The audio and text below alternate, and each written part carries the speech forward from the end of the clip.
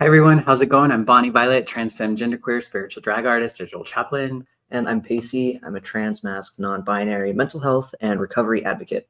And welcome to TransJoy Boise, where every story, laugh, and act of joy is a stand for our community. We uplift bold voices, share real experiences, and celebrate trans lives thriving. Tune in, connect, and spread the joy. Ooh, going through puberty, because trans joy is unstoppable. Or something. That was something. That's my life, like all the time, constantly cracking. And today we have an exciting guest with you. So would you like to introduce yourself? Tell us a little bit about you.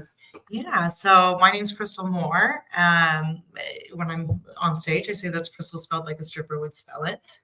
It is. With a Is that K. with a K? Yes, that's right. There's always somebody in the audience too that's like, No one. they know. Yeah. And I am a stand-up comedian and a comedy producer. I produce comedy shows here in Boise. I have been for like 10 years now. Yeah, so it's been a little bit, and I'm excited to be here. Talk to you guys about comedy and joy. Yes, Yeah. yeah. That's I think what I'm in the business of.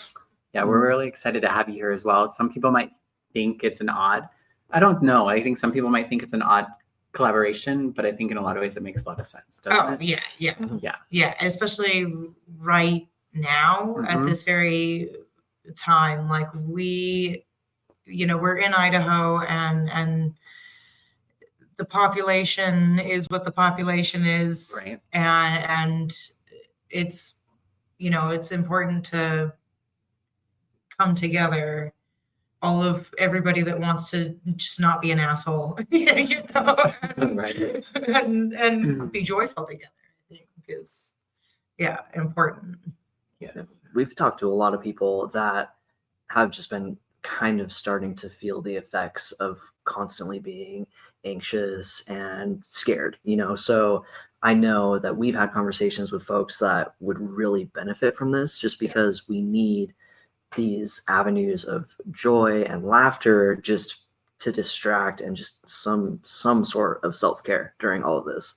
I genuinely believe like laughter's the best medicine for anything, and it also like deflates tension in this really unique human sort of way, and I think it's our best tool for one, like running this marathon, and two, like changing people's hearts and minds along the way so that we can win the marathon, at the end. Yeah. And also we just need it because that anxiety is like, that is that tension, and comedy has this way of just popping it like a well-timed fart. Right. I think it also just like that's perfect. I think it also is a way to kind of reach people that wouldn't typically listen to us. I think that you're able to frame it in such a way that they can almost relate to it or see the humanity because they see the humor in it. And I think that's it's an opportunity to maybe, like you said, like change some people's hearts in what they're thinking. Yeah. It can feel like, exactly. I don't know, I think sometimes it can feel like, because I feel like I've been feeling it a lot. Like, I feel like I'm finally, like, I tend to be the one that's like, kind of like keep things far enough away to where they don't really like impact me too much. And I would say this week it's been really tough for me. And so I think sometimes it's like, well, I don't know, it's like, what's there to laugh about? And why laugh? Like, why is it important to laugh? Maybe you could tell us why it's important to laugh, especially right now. Gosh, because you'll jump off the top of a high building if you don't. That's why. Oh, for mental health, maybe. Yeah, for mental health, exactly. For survival, like Right. literally, we have to. And I think it's a weird human bonding thing too.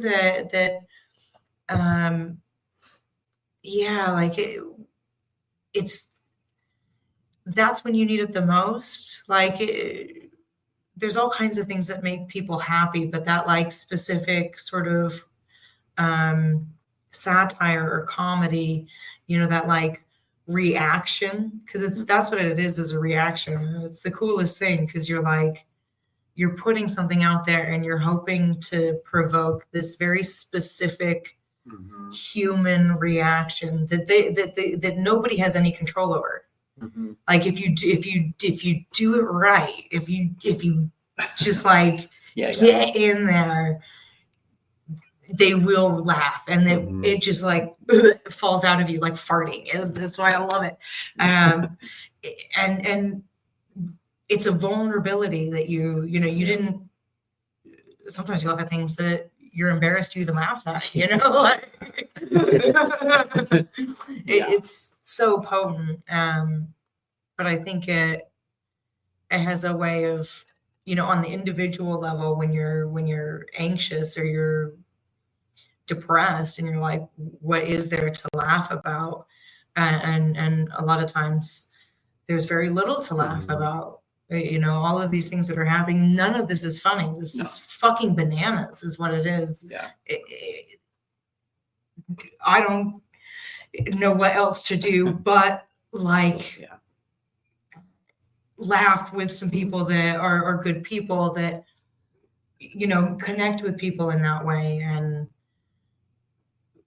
because if we're all doing that and we focus on that, I think we can get more people, right? Like it snowballs, right? Like, well, and in comedy, there's kind of a top and a bottom, so to speak. Like there's like you have like the person who's receiving there and everything. There's a top and a you're bottom. like receiving the humor, so you're laughing. But I think there's also like, I think for me, I've been more on the other end.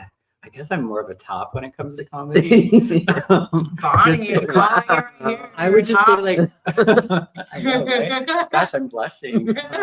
But yeah, I mean, I think just because I guess the top in the sense of like, I feel like I've often used humor and very like dark or inappropriate humor, and inappropriate in the sense of like, I'll love using the word tranny, which is okay for me to use, but for other people, it's very inappropriate. So that's sort of like play with things or just saying things that people wouldn't expect. I think especially coming out of my mouth, sometimes I think people are just like, it 100%. What did she just like? She doesn't seem like that kind of girl. And so I love that shock factor humor. And so it definitely like, it's a lot harder for me to be the bottom when it comes to like laughing, because I think it is such a vulnerable like thing. I always had self-conscious about like my laugh itself, like the sound of it and like I don't whatever. And so it's really wild. Like and so for me to laugh, especially laugh out loud, usually I would be like giggle a little under my breath, like it's just a long emoji, like, or a long, instead of LOL, it's like GUB.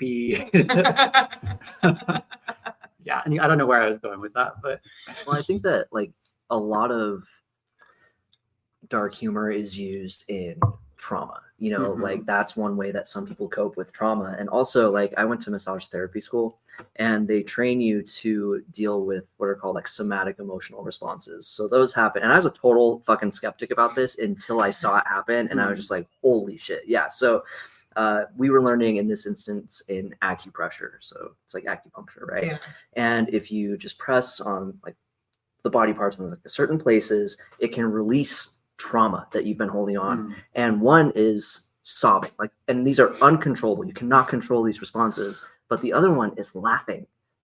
You will just start laughing uncontrollably, and they teach you because it scares people. Like it happens, and they don't know because they physically can't control it and they don't understand it. So we have to kind of talk them through it and tell them that it's a natural response. But it's very fascinating that laughter is one of the ways we release trauma, even in sense like a sense where it's not intentional at all. Medical kind of. I'm so happy to learn that. That is because I have seen like TikToks where somebody's like shaking or crying, but they never show you ones of somebody. I don't know how that didn't come on my feed because you think like the somatic laughter would for sure be in my TikTok feed. But oh my goodness, I love that I know that now. Thank you. Yeah, absolutely. That's fantastic because it really is. Yeah, you're like, because there's things, my daughter and I share some traumatic experience, and there's definitely like this reactive kind of joking about or laughing about this thing that you know, we know socially we can't just like share with everybody. We would be like, what the definitely. What did you just say there? Like, What? Yeah. What? Yeah. Oh, don't talk about that. But it's, you know, and it's just her and I. You do, and you. It's not anything you even. I didn't try to get it's natural. there. Yeah, exactly. Like that experience, and it, like combined with my own resilience, brought me to there. Yeah. And now we're laughing about it, and then being like, you know, don't tell Papa. Well, and It's not worth Papa. Right. When I feel like there's a lot of queer culture or even drag culture, I think when you think of reading people or like, there's kind of a humor one, there's kind of a camp side of things, right? That's just being ridiculous to be ridiculous. Like, you know, kind of making things look foolish, even around serious issues. And then other times we're kind of like reading people.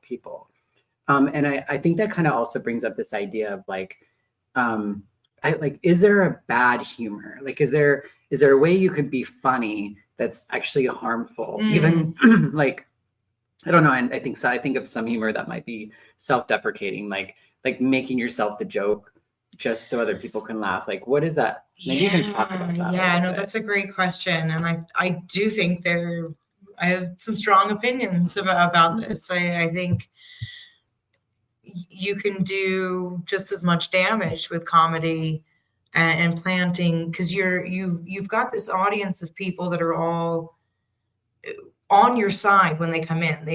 They paid for a ticket. Right. They believe they don't know you're not funny yet. You know, they believe you're funny and they're on your side initially. So they're like open and ready to laugh and be vulnerable and think about things, and seeds will be planted in everyone's head, regardless of how good a gardener you are or thoughtfully you're doing that. So I think, yeah, it's definitely something that, like, I really believe if you're going to come up here and hold a mic and talk to people in that way, and because you are sort of manipulating all of these people, there's this coercion happening. It's consensual, right? Like, they've come here, but there is this coercion happening to not just make you laugh. Like, whether you're trying to or not,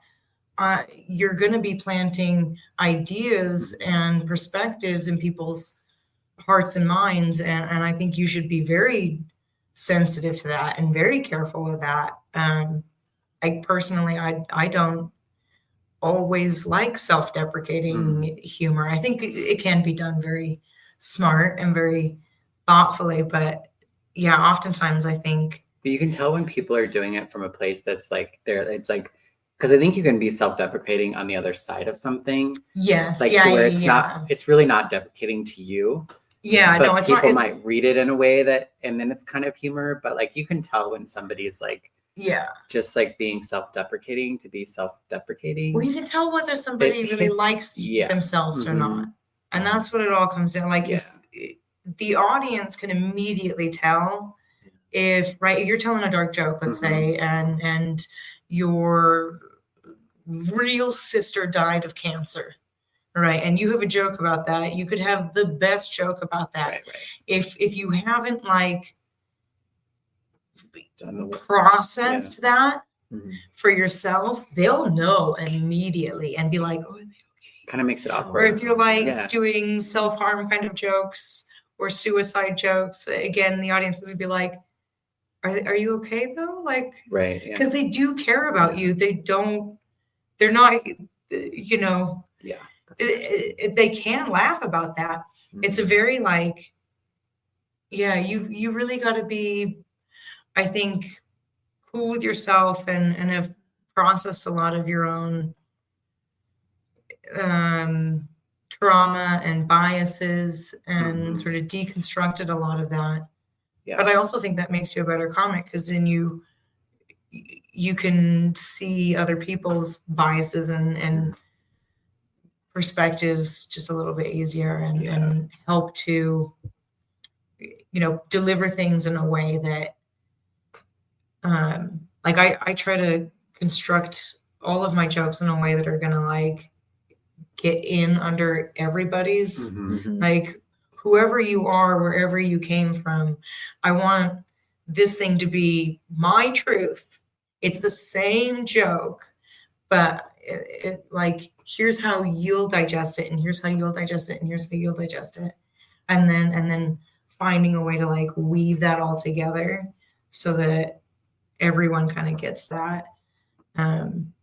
Because I think you have to really, you're putting ideas in people's heads. And anytime you're putting ideas in people's heads, you should do that thoughtfully and with love and intention. I feel like that's just kind I to think that do. it can also be really harmful, not just like self-deprecating humor, but oh man, sometimes I'll be on TikTok or something, and for whatever reason, my feed will just be fucked for some time. Like for whatever reason, I'll get comics that are, you know, red hats, you know, and I'll watch for a second because I'll be confused. I'll be like, okay, so there's going to be like a really gay punchline in this, but then there isn't, and you can see this entire room of people that are now like, maybe they were on the fence, but now like it's okay for them to be laughing about this and be laughing about maybe even the concept or the notion of harm towards people in the queer community. And I think that that is really dangerous, but you know, 100%.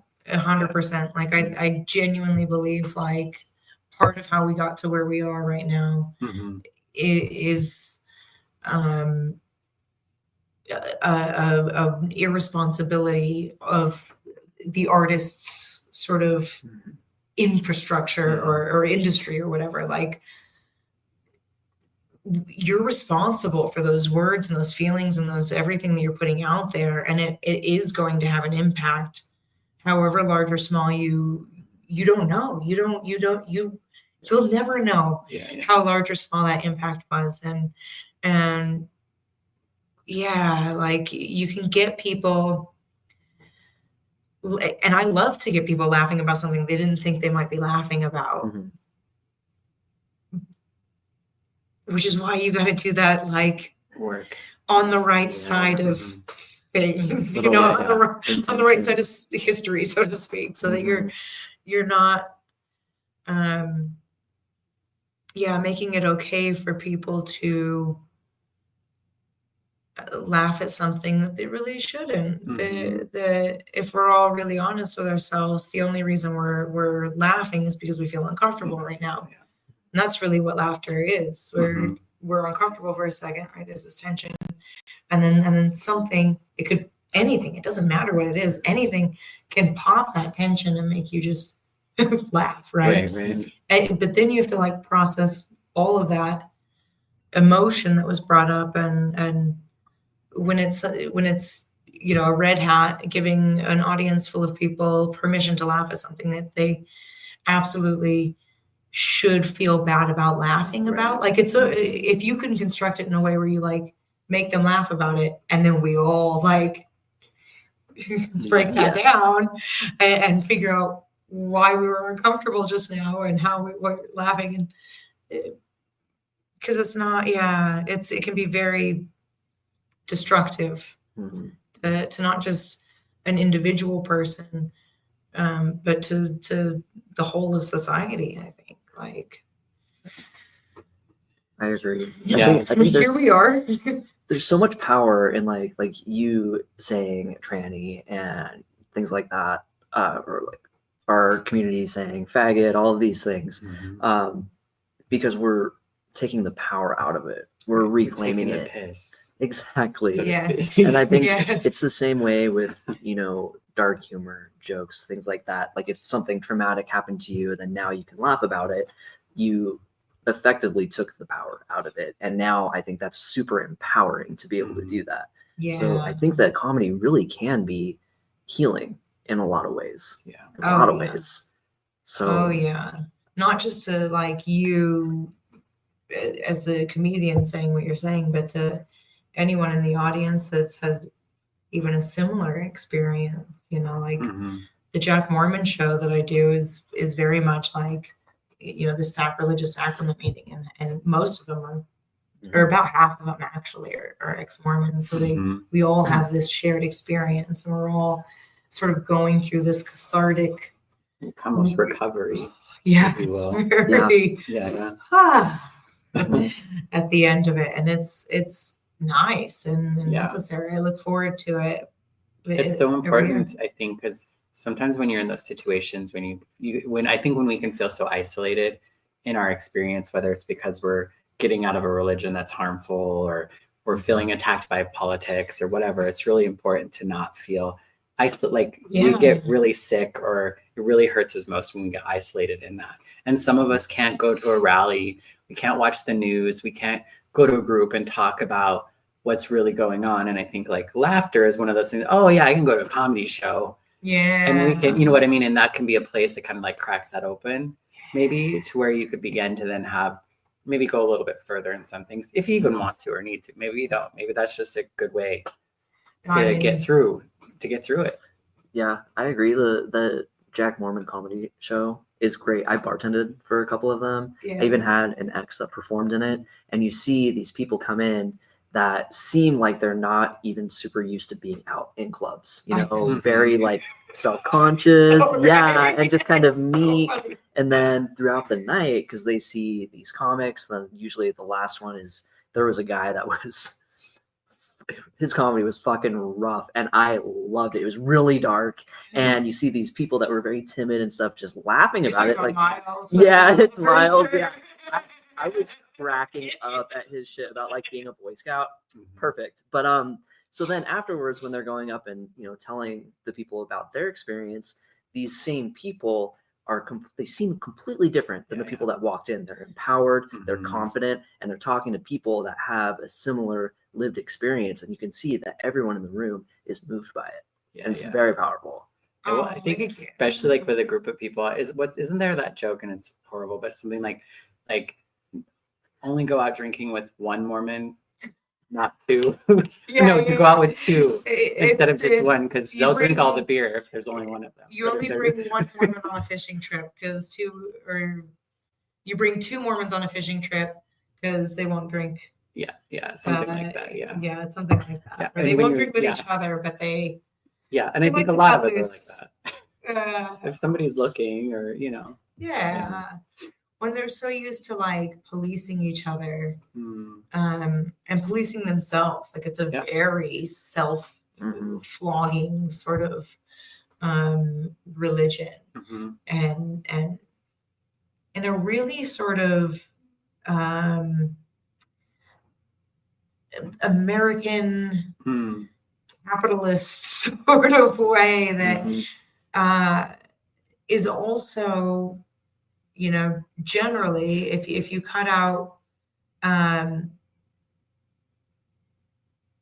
if you ignore some of the like man and woman sort of all of the every Christian church, right? If you put that aside, most of the values are pretty moderate, kind of like services and good works, and it's all of that, you know, and it grows these like really generally pretty kind, gentle people, very theatrical, because they got so much bottled in. Like, they got dance it out.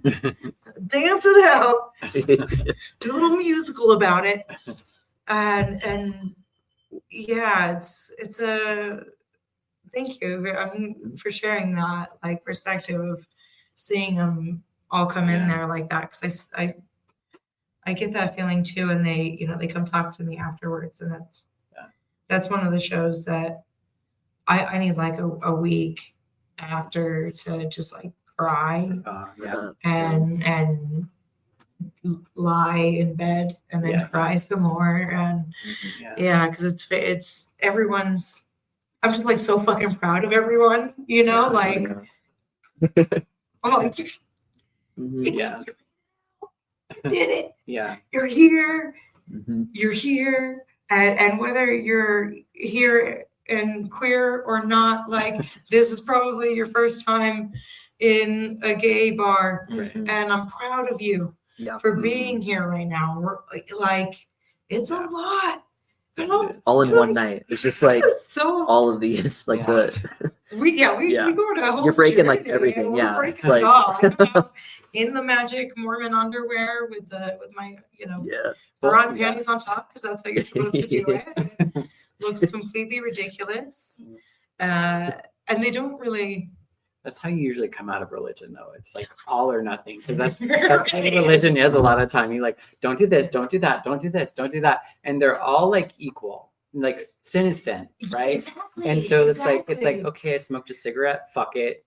Like, I'm gonna be I a can murder stripper. people. I'm gonna do start doing drugs. I'm gonna like Oh, all this, exactly. all this sort of Tattoos, stuff. all Yeah. the piercings, yeah. Yeah, because like, oh Because well. it's all in the same Thing, bucket of yeah, sin, and it's all which I think is honestly one of the most damaging things to society that Christianity has done, is like making all sin this one. Everyone is sinful. Mhm, We're all born into this, right? And it's all equal ground, and it's like. yeah. For It's sure, all that's that- not the case. It's not the case. It's all that binary thinking. That's why they hate us, because we're like Yeah. non-binary. We fuck with it. We're Mhm. just There's more than two options. bending all of Yeah. the Mhm. genders and Mhm. rules and putting things in new holes we didn't Oh, even wow. make new ones. Yeah. They're like, speaking this of is too creative. Stop that. that. Yeah. We can't. Which one? Where are Right. you going? Yeah.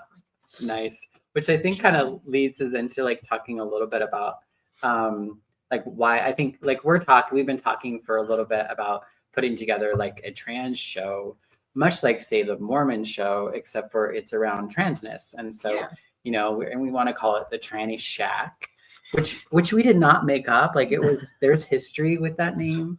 I love Most it. people stopped using it because they can't use the word tranny, but we're taking it back. Taking it back. You take it back. Yeah. I'm excited to make that. I mean, some of the publication The might have been- graphics. Yeah. I know It's gonna be people are gonna it's be gonna like, look like T-Shack from far away. right, and then I And know then you're gonna get in there and non-trans people are gonna be like, it'd be like, where are you going? Oh, I'm going to the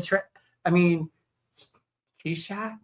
I'm going to the Liquid Labs. I don't know, right? Have a little tea, don't worry Which I about think it. is so great about it. And so not only like are we going to do like the Tranny Shack show, but we were talking a little bit about kind of like, I guess not necessarily like good humor and bad humor, but this idea of healthy humor or utilizing humor as a way of kind of like getting through things, or as like something that's helpful to us and maybe helpful to the people around us. And so we wanted to be really intentional about having the show.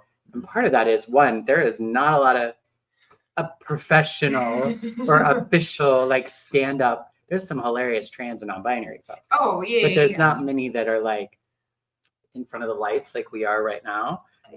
And That is definitely we have a shortage for sure of really queer people in general in Mhm. stand-up comedy here in Boise, Idaho, yeah. or Idaho at large. And then part of that is just, again, the population like size, but like part of that I think is that of all the different creative things and performative things you could be doing, stand-up comedy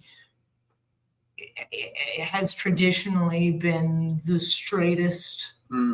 At least it's been dominated by Like in a the whole lot of industry, yeah. straight men throughout the industry, and so it's Much like everything else. much like everything Yeah. else in arts and entertainment in general. Yeah. But this is one where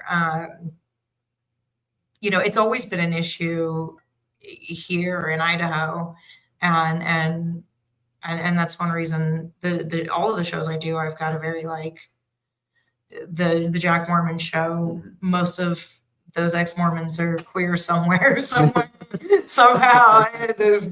And the femme fatale show is femme and non-binary, and we even make fun of the whole like, I have a man we sacrifice at the beginning. Oh, He's nice. the sacrificial man, and I pay him 70 cents on the dollar. And he's got to be funny enough that I want to pay him, and feminist enough for my own good. Mhm. And or I just want to watch him suffer in front of an audience of feminists. So we'll all know which it is. Right.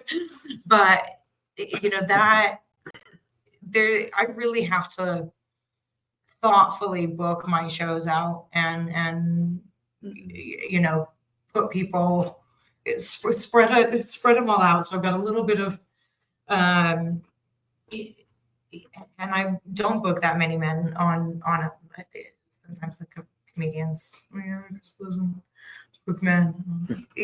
Like, You're cry about it. suck Yeah. chopsticks. Just fucking don't worry about what we're doing over here. You continue to sniff each other's buttholes and leave it alone. So I got approached to, you know, who do we have in Boise that can be a feature spot on this show that's coming through, and I'm like, oh, hang on, let me, you know, look at my list, and you know, in my heart, I know there's like, I'm like, 1, 2, no, let me go look at my list. I go look at my list, and there was just the 2, and I was like, well, fuck, you know, it is just the 2. And the second one only just moved here. So for a long time, it's only been the one. Poor Sophie's just been the only one. And thank goodness Sophie's fucking hilarious. Phenomenal performer. And fantastic comedian and human being. But like, that was the moment that I was like, I've had this on my heart and mind for a long time. Yeah. That there aren't enough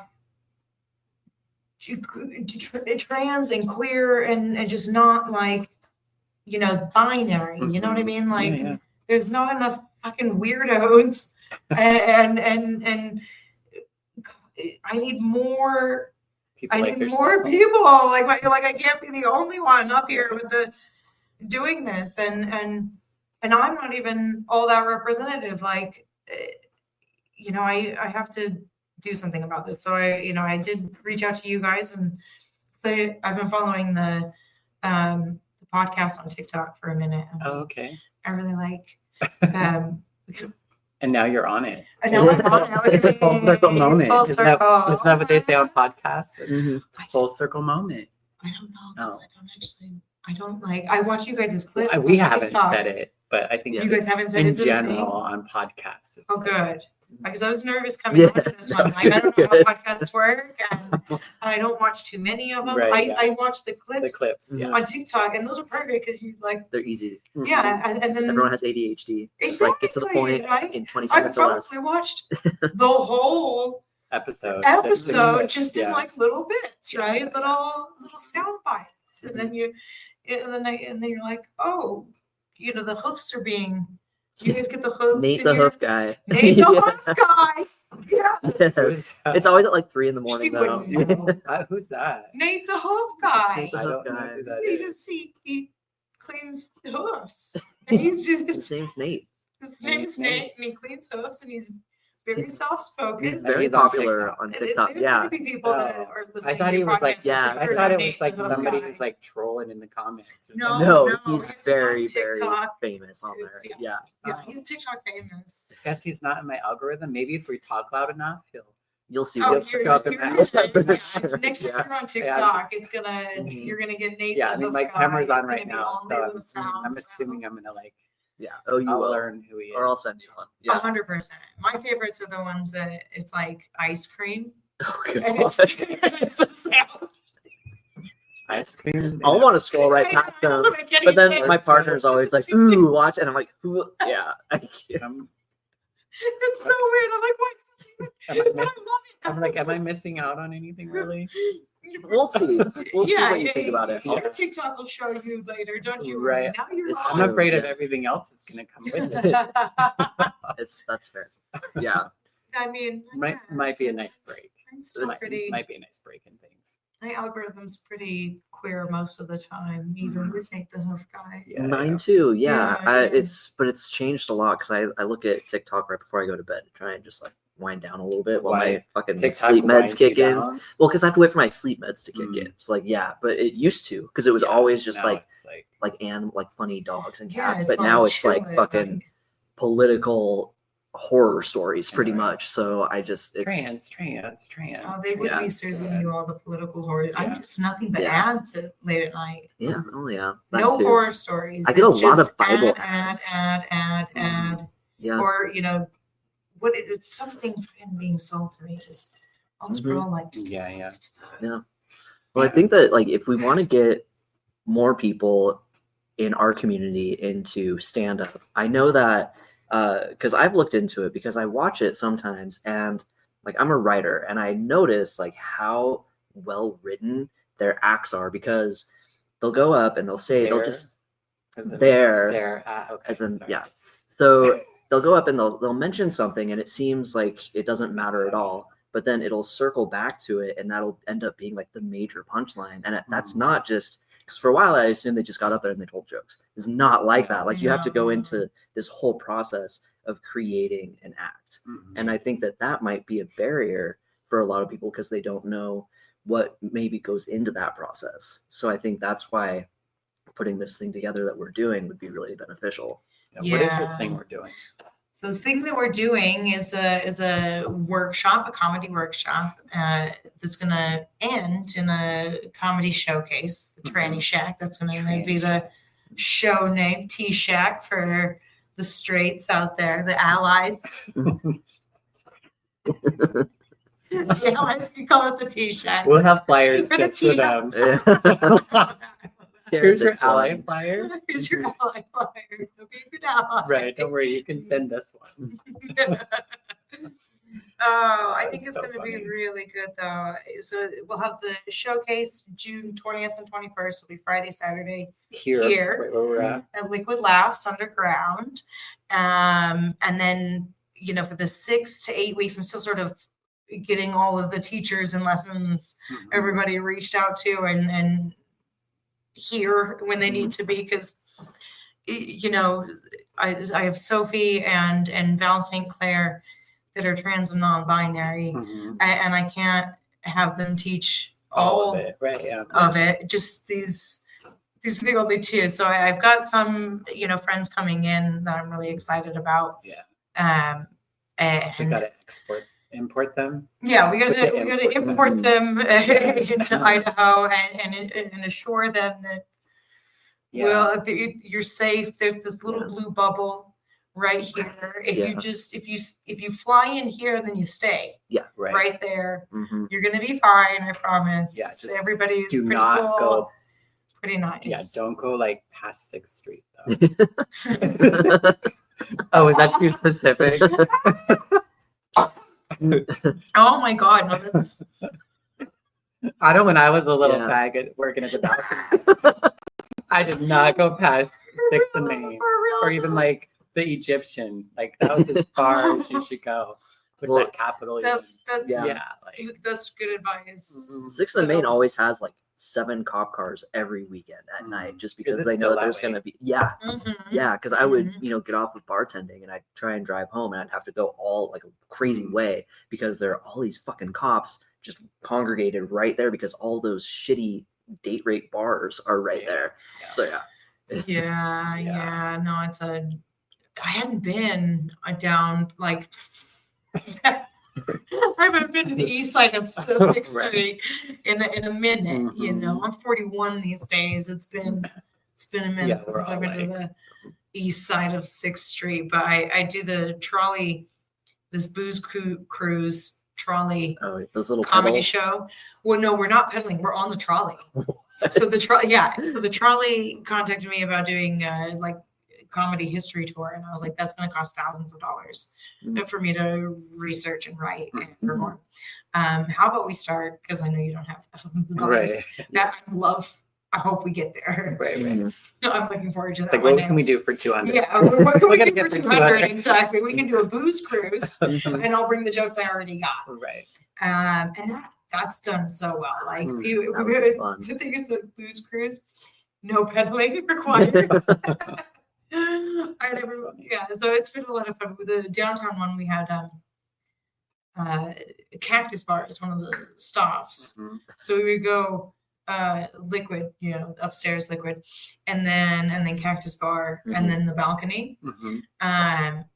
just a really fun little loop, and you circuit. end there at the balcony. You get some people into the balcony that might not typically come to the balcony, but they're all like cool because I fucking mom-eyed every single. I mean, like, if you're not going to be fucking cool at this place right now, you're going to stay at the goddamn trolley. well, I mean, And I won't judge you, only I will. Yeah. But that's your fucking problem, and nobody's been well, shitty. the They've all balcony's been a great. petting zoo for years. Yeah. It's a petting zoo. For It drinks is. and the, It really is. 100%. Yeah. oh, look, it's a gay. It really has become that. It really has. It's one of those transgenders. It Oh, was just gay. So what are some of these workshops? Like, So I've never done a comedy workshop. You know, I think we'll definitely, you know, I've got a couple of different comics that I'll have come in and you know, I don't know what they'll bring to it. Like, Sure. yeah, you know, they all have their own sort of strengths and experience in comedy. Gotcha. You know, so as I'm I only just got the date for this, by the way, like 2 weeks ago. Yeah. So I'm like, she's known for months. Yeah. yeah. I'm still pulling people we're together. totally pulling it together. But like, you know, writing is gonna have to be one of them. You know, obviously, understanding how to take a concept that you know is funny and how to make it a premise and a punchline, right?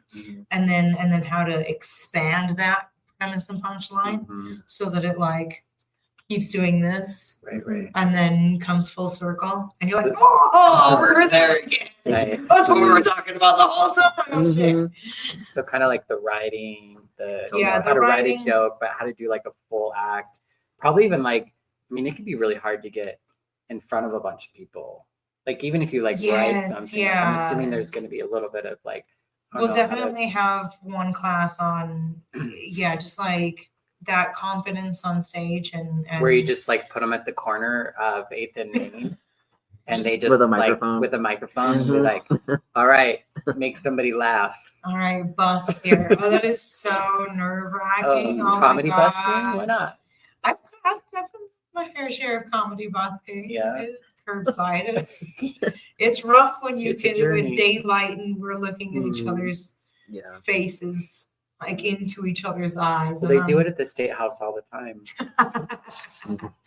Oh, I wish I they were need the funnier. workshops. Yeah. Me too. Like more intentionally Yeah. funny, It's not not- like, Yeah.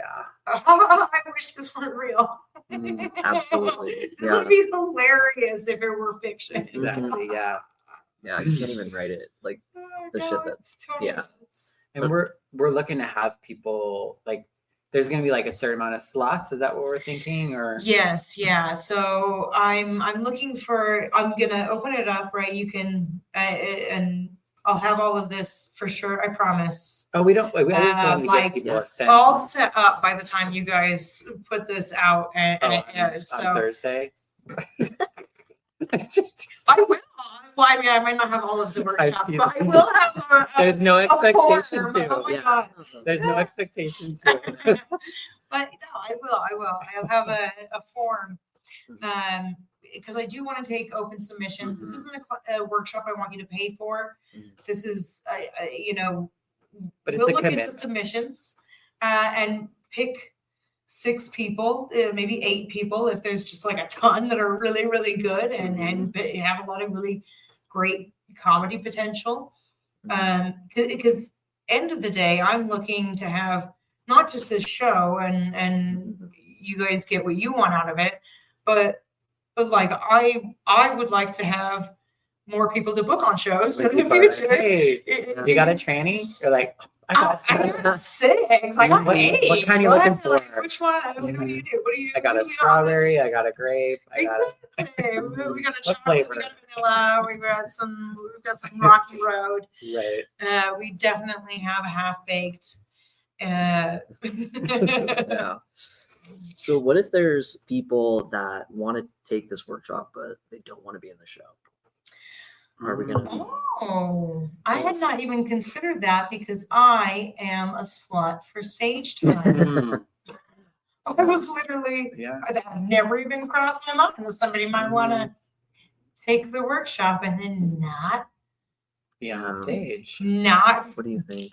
I mean, I don't know. I mean, no, I'm happy to have as many, honestly, because I'll open it up, just open submissions. Anyone. And as we get folks, we might be able to decide. We want to restructure it somehow or something. I don't know. I'll probably put in there on that form, yes, I want to be on the showcase. No, I'm just here to learn. Something like that, so that you can make that decision. I don't want to push you onto stage if you're not ready and you just want to learn a little bit of comedy writing. That is also useful and helpful both to you and your mental health and also to whatever future projects you have. I genuinely think if you can be funny and charming, you can get your way. Yeah. And then that can, if your way is good, then that's good, right? But no, it helps to win people over and have people agree with you, and that's is what it is. So whether that's, at the end of the day, I just want more people to be more friendly to trans and non-binary and queer people and people in general, just to be more kind to each other. Because I'm a clown and I don't want to I think I don't want to be in a fallen civilization. How hard it is going to be to fucking clown if all of this is just if it's all on fire, right? What are we supposed to do? I'm not gonna get along. Well, and I think that's for us, or at least for me, I just want our community to have an opportunity to kind of work through some of the shit in a different format. For me, I'm excited about the idea of and I guess as maybe the process or you know what I mean? I think there's a therapeutic or there's a way of helping people through what we're going through right now. And so I think there's the aspect of helping the individual process, write out your shit, find ways to make it funny. Going through that process is a way of getting it out of yourself. And because I feel we take this stuff in and it can just fester and become toxic. And we need ways to kind of let it out. And even just the process of writing things out and coming up with the jokes, it's I think going to be a healing space for folks. But I also think it's going to be, I'm also really excited to see how non-trans and non-binary people can learn from us and how to be better with us through comedy. Because I think that's going to happen a lot where we're going to be able to talk about shit and frame shit in a way without being so PC and correct that I think can allow some honesty to maybe bleed through in a way in which people can get it in ways that they couldn't get it before. As well as I think for other trans and non-binary people to just, I think, get more of it too. You know what I mean? Yes. Yeah. I couldn't have put it any more perfectly. I that's exactly what, other than also having more diversity. No, totally. My comedy shows, I also want that because I know how much it's. Well, I'm hoping that the tranny shack won't be a one-time thing. No, that's in my mind. I'm thinking every quarter or who knows. I'm hoping, honestly, we get so many people and engaged in it, right? And really wanting to engage in performing stand-up comedy for this community, for our community, both the queer community and just the larger Boise community. That's how we get in this space, and on the same page. And what I'm most excited about Yeah. with any comedy, but with this especially. Yeah. Like, Well, and art, I think art is so helpful, and not everyone can be a drag queen or wants to be a drag queen or wants to be, you there's know, so much work all in these sewing, sorts of like so things. much crafting. Yeah. So I'm just excited to create another art outlet or channel Oh, for yeah. people to kind of like, creation to me is just a powerful thing. Yeah, and it's gonna give us another opportunity, because one thing that we focus on a lot is creating opportunities for the community to come together at all, especially because that's getting increasingly important. It's always been important, but especially now it's important for that. And I think being able to learn a skill set is going to be fun. People are going to have a good time at this workshop, and even if they don't want to perform maybe at the first one, if we do more shows, you're going to have more people to draw from.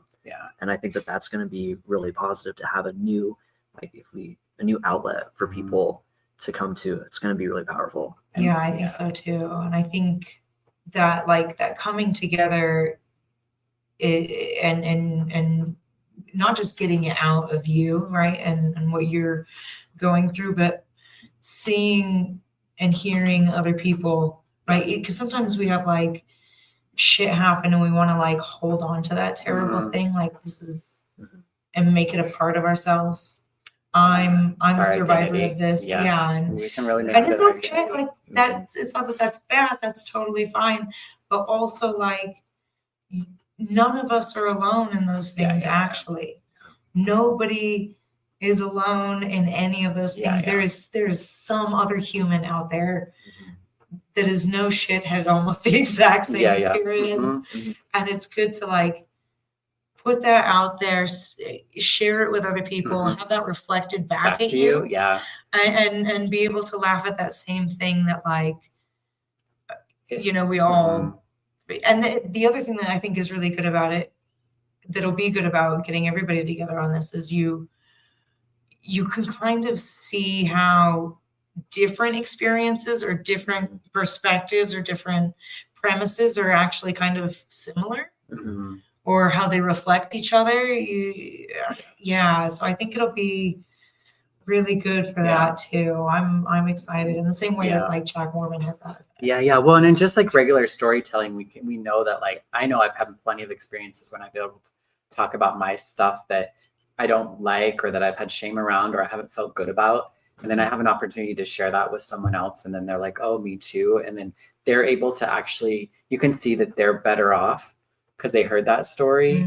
It makes it almost worthwhile. Like it almost makes it okay that I went through that. Do you know what I mean? Yeah. I'm like, okay, well, maybe not that I don't believe in that shit that you go through things. Like, I don't believe I went through that so that I could help somebody else, or even so that I could help that person.